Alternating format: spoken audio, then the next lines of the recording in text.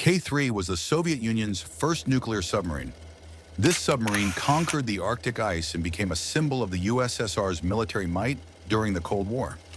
Despite fires, radiation leaks, and the threat of being scrapped, it was preserved. In this issue, we tell the story of this unique boat. On September 3, 1945, World War II ended, causing major changes in the world order. With its advanced economy and nuclear weapons, the United States claimed leadership in the world. The only real obstacle on this path was the Soviet Union. Thus began an era of rivalry between two superpowers with opposing views on the structure of the world, a period known as the Cold War, accompanied by an arms race. The Americans were the first to create an atomic bomb in 1945. The Soviet Union repeated this achievement in 1949. 5 years later, in 1954, the United States launched the world's first nuclear submarine, the Nautilus. This was a breakthrough in naval technology. Unlike diesel-electric boats, which had to surface frequently, the nuclear power plant allowed them to remain underwater for weeks, which significantly increased their combat capabilities. In 1958, the Nautilus became the first in the world to pass under the Arctic ice. This demonstrated the vulnerability of the northern borders of the USSR. The answer was to be their own nuclear submarine.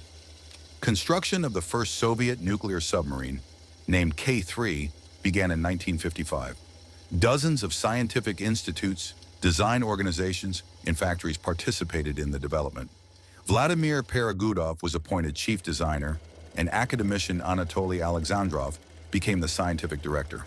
The work was carried out in complete secrecy, 7 days a week, day and night. Much had to be developed from scratch. Even before construction began, a life-size wooden model of the submarine was created to identify any shortcomings and promptly make changes. Initially, it was planned to equip the K-3 with a huge T-15 torpedo capable of destroying enemy coastal targets. However, due to its size and low efficiency, this option was abandoned, with preference given to standard torpedo weapons. In 1958, the submarine was accepted for trial operation. Equipped with 2 nuclear reactors and a streamlined hull, the K-3 turned out to be faster than the Nautilus. And in terms of diving depth, it set a world record of 310 meters. The USSR regained parity with the USA. However, over time, it became clear that the submarine had many technical shortcomings. Equipment failures were constantly being identified. The greatest danger was posed by defects in the reactor steam generators. Micro cracks caused leaks of radioactive water, which led to contamination of the compartments and irradiation of the crew. The submarine was repeatedly repaired and modified.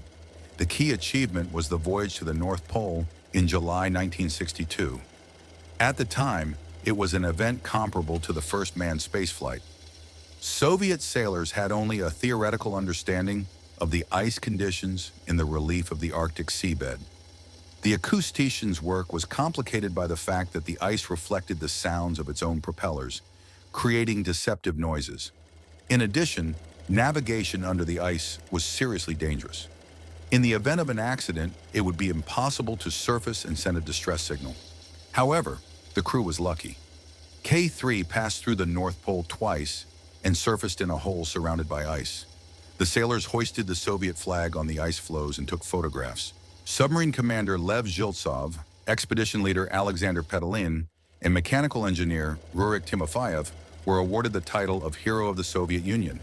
The entire crew was awarded orders and medals. The submarine itself was named Leninsky Komsomol.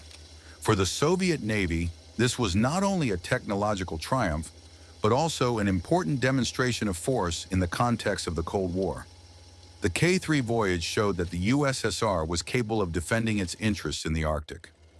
By 1967, the fleet had a sufficient number of first-generation nuclear submarines, but they often broke down.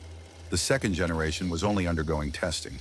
Therefore, when it was necessary to send a submarine to the Mediterranean, the choice fell on the K-3.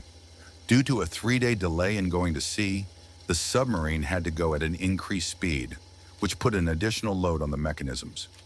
On the 3rd day of the voyage, the stern horizontal rudders failed. They got stuck in the dive position. The boat abruptly tilted its bow down. The crew tried to engage reverse, but the mechanism did not work. The ship began a rapid, uncontrolled dive, but the situation was saved.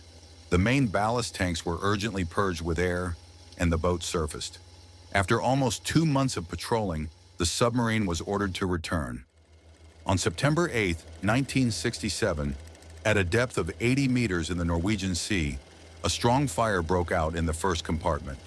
20 torpedoes were stored there, including nuclear ones. The flames quickly spread to the neighboring compartment. Only after that were the bulkheads battened down. The central control room filled with acrid smoke. Some lost consciousness. The submarine surfaced, ventilation began. The victims were placed in the aft compartments and on the bridge. An alarm signal was transmitted. Rescuers arrived, but almost no help was needed. The submarine reached the base under its own power. 39 people died in the fire. They were buried in a mass grave in Zaozersk. At first, the crew was called heroes. Later, they were blamed for the accident. Only in the 2000s, historical justice was restored. The accident occurred due to the fault of the workers. They used the wrong gasket, which leaked, and the oil ignited. The deceased were awarded the Order of Courage. Lessons were learned from the incident.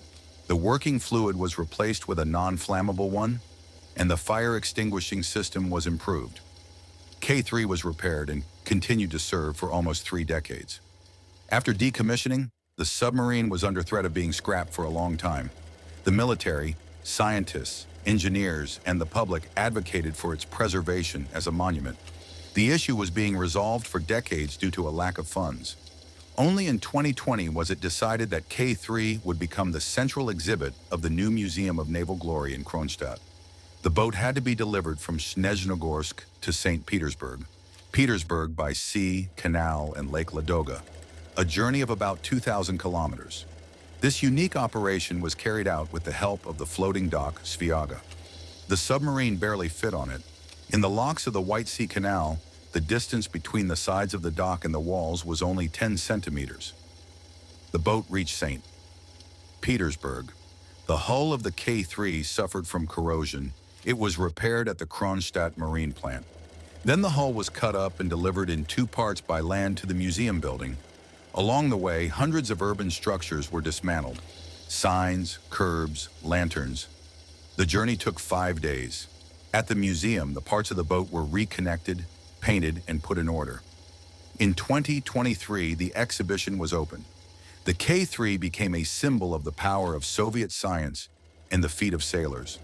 It did not engage in combat, but in difficult times it contained the threat of war and coped with this task with honor. It became clear to the world the USSR has the power to respond to any enemy.